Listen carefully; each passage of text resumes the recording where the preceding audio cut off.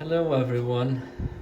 Today on the bench I have my UNIDEN UBC9000. It's a scanner. I wouldn't call it really a receiver. The specs are not that good in my opinion, but anyway, it's definitely a scanner. It's got good capabilities as a scanner. It's quite fast once you have memorized channels, or if you're looking for scanning a portion of frequencies. I'm gonna sell it because I don't use it anymore really. So before selling it I was testing it a little bit. It works, it receives. I was just wondering how it performs, so I'm using it. I'm using now the Marconi to have a look at how it performs. Well, basically, when you have this scanner, you like to probably use it to listen to aeronautical band. At least most of the people would use like that. Would use it like that. I guess it can receive from 25 megahertz up to 1 gig, more or less. There are some holes in the frequencies. It's not a continuous coverage radio, but nevertheless you can listen to main things. I have the manual on my iPad. Let's have a look at the specs. So this is a manual, operating guide, how it's called.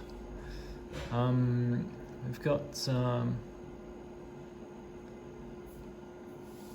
some feature highlights. So turbo scan can scan up to 100 channels per second, which is pretty impressive, and search up to 300 steps per second with 5 kilohertz steps. In terms of memories, you can program 500 channels in 20 banks. The banks are, each bank contains 25 channels. The banks are basically labeled 1, 2, 3, 4, 5 until 0, and then A, B, C until J. So we've got 10 here and 10 here, and it's 20 banks. So if I scan, for example, once it's now it's scanning the bank A. Once you have programmed your frequencies, you can just add in the banks you want to scan on the go. So let's say it's scanning bank A. Let's say I want to add bank C, for example. I just click on C, and it will include C in the scan, and so on. Can include bank 5, whatever. If I put all the banks, just to give you an example, there you go. Now it's scanning all the banks from A to J and from 1 to 0. Just click again if you want to remove it. There you go. So this is how and each bank is 25 memory slot. 25 slots. Then you have priority channels, auto store function, and you can directly access a channel, of course. So for example, if you want to access a channel, you just stop the scanning by pressing manual, and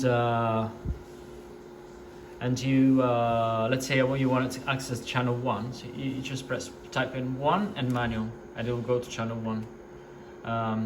You can give it a label. If you touch this button alpha, it will give you the readout frequency or the label you put in. If you want to go to channel, as you can see, if I go up to channel 25, I'm still on bank A. As soon as I go on channel 26, it will switch to the next bank. Yeah, with this button you can toggle between exploring the channels and exploring the frequencies. So let's say, for example, here I'm on 125750. If I toggle and I go on frequency, now the knob will change the frequency. As you can see, channel is blinking because it's telling you that you're not on that channel anymore. You can see you are on AM mode, and the step is 12.5. If you want to change the step, it's pretty easy. You just have to use one of these buttons, 5, 20, 12.5, 25 and 50. And to activate those, just put shift first. So shift, let's say I want to go on step of 50 kilohertz. That's it. Now the knob will change 50 kilohertz in each step. So from 450 to 400, 350, 300. So it's quite convenient, quite easy to use. Okay. If I want to go back on channel 24, it's pretty easy. Just go back on channel. That's it. So pretty easy there.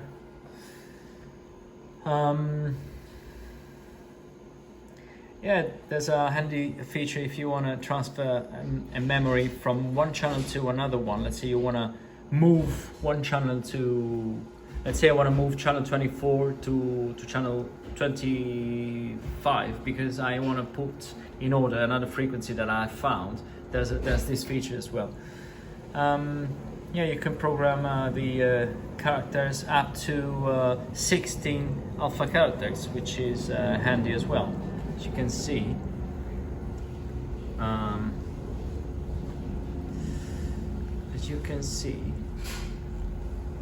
Diamond Charlie, as you can see, I can put long strings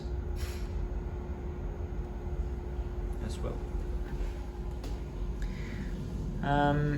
Yeah, what else? Variable frequency, signal attenuation.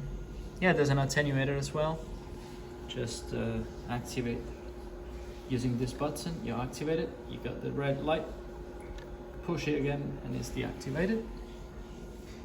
This button is also very handy. It's handy to skip a channel on the scan. So if I put hello, see, it means that when I'm scanning bank A, this channel will be skipped and not included in the scan. Yeah, then you've got external speaker connection here, line connection. On the back there's also an RCA connector for an external tape recorder. It's pretty old style. You can also change the light setting. You can have it bright like this, you can have it dim. Not much of a difference though, and you can have it off. Most of the time I have it on.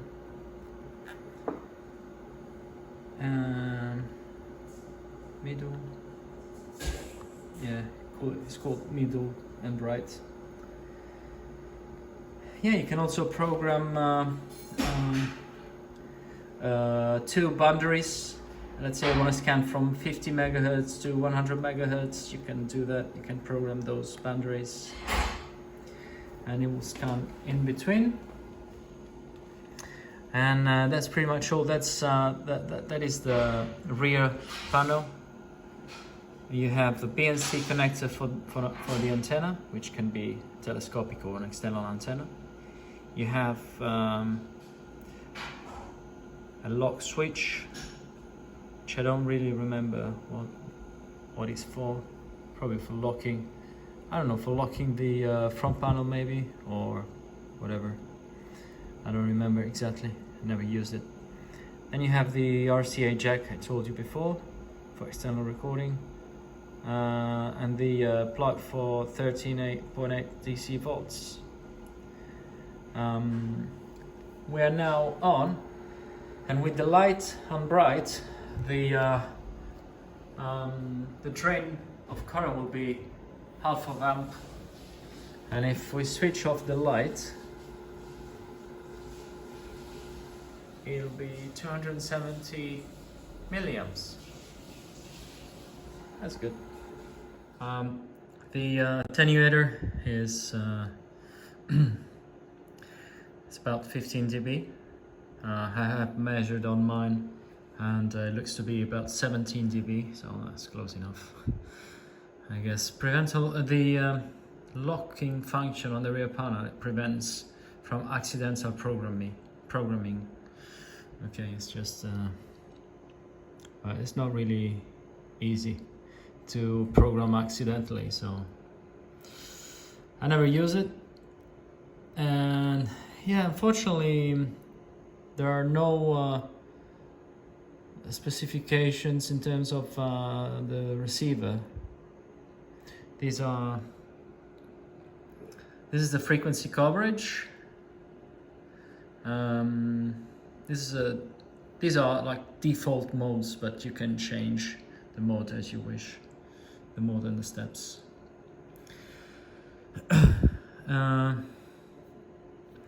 Yeah, so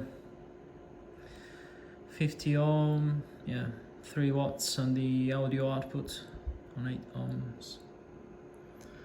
Yeah, that's all. Unfortunately, there are no, as I said before, it's just said no specs for the receiver. So I'm testing it and comparing it with some other device. So I'm doing a test for the FM, for example. So I am now on 145.55, just because it was already memorized there.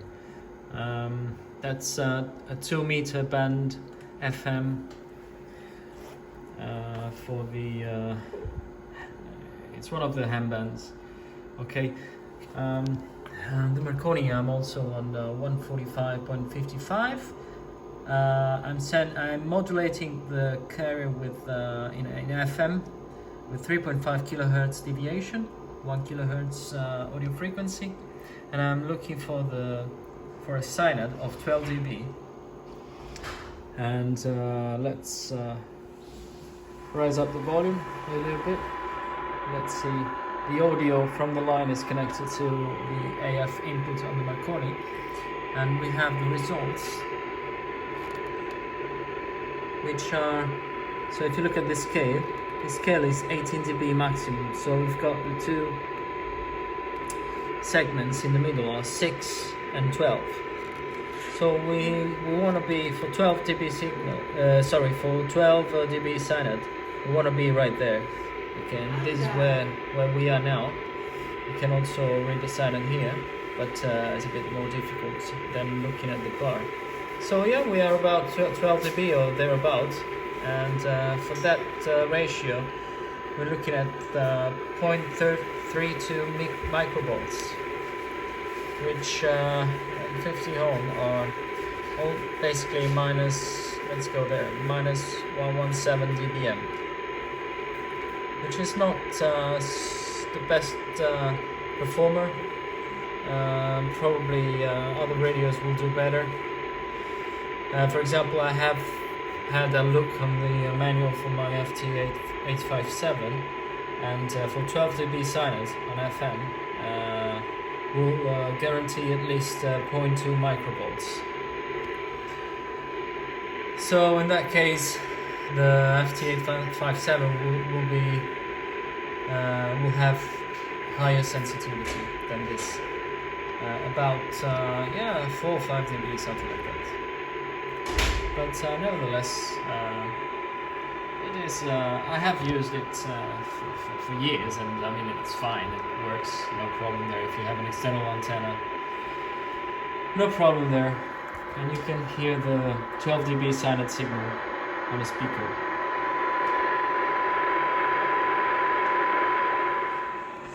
Okay, let's test now the attenuator. Switch the attenuator in. We lose the signal. We are now about minus 144. Let's call it minus 115. Okay. Let's call it minus 115. And yeah, we are again about 12 dB silent. Let's switch the attenuator on. Let's press now. It should be 15 dB the attenuator. As you can see, if I increase 15 dB in my signal, I'm not quite there yet. So I'll just have to rise a little bit more level.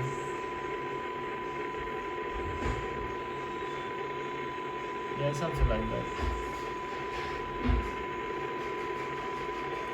Something like that. So yeah, it's 15 plus 3.5, so 18, about 18 dBs. Okay, and now I'm testing the aeronautical band. We are on AM, and yeah. And we are sending the carrier at 125 megahertz. The level is about minus 103 dBm, which is 1.5 basically microvolts. Looking here at the audio spectrum, this is the 1 kilohertz tone. And for the signal to noise ratio, we are now looking at 10 dB ratio, just a tiny bit over, but yeah, basically we are about there. You can see it here. If I decrease maybe a little bit the level,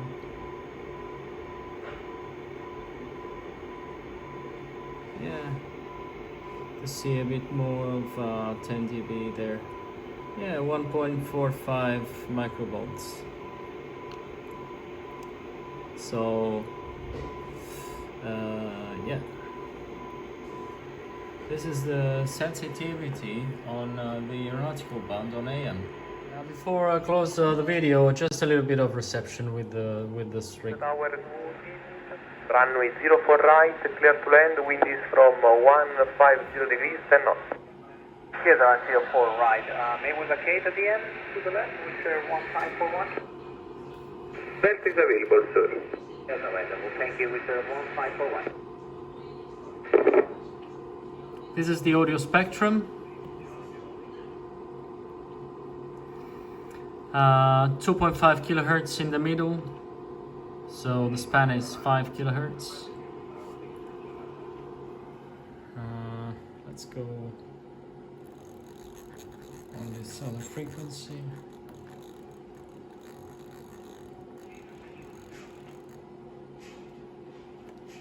Tango Giro Delta abile a un 360 a sinistra, scende per 3000 verso 3 gradi. 60 a sinistra, iniziamo ora la 650. Ok, 360 a sinistra, continuate a scendere 3000, dritta di lento sul 04 a destra, devo ritornare. This is with a high cut. 3000 piedi, 10-18 per l'ILS 04 dentro e chiamerà stadio di cambio, 650. Without the high cut, as you can see an improvement on the higher portion of the spectrum. Yeah, it's not super bright and crystal clear, but yeah, if you go and select, for example, instead of 5 kilohertz of span, if you select 10 kilohertz, if I put 5 kilohertz in the middle, now the span is 10 kilohertz, you can see that basically the audio is still within the first 5 kilohertz portion, nothing above. So it's not super crystal clear, you know.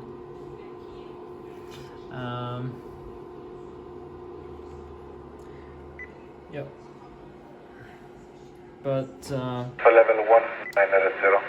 For level 190, fortunately, these transmissions are. I have an antenna just inside, and these transmissions are not super strong, except the one before, which is from the nearby airport. Yep, that's it.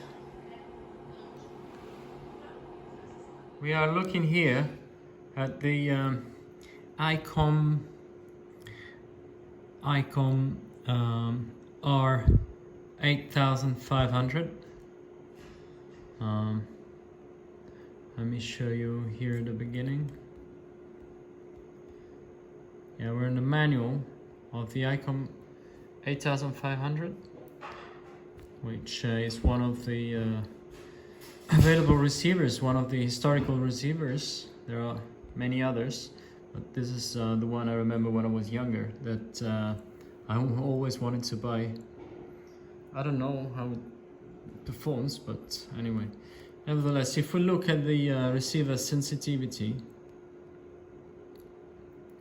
here on the receiver section on the specs, we can have a look at the aeronautical portion will be in here between 30 megahertz and 1 gigahertz. So we can look at this line here on AM. We have 2.5 microvolts. Well, it doesn't specify the signal to noise ratio used, but I believe that will be 10 dB.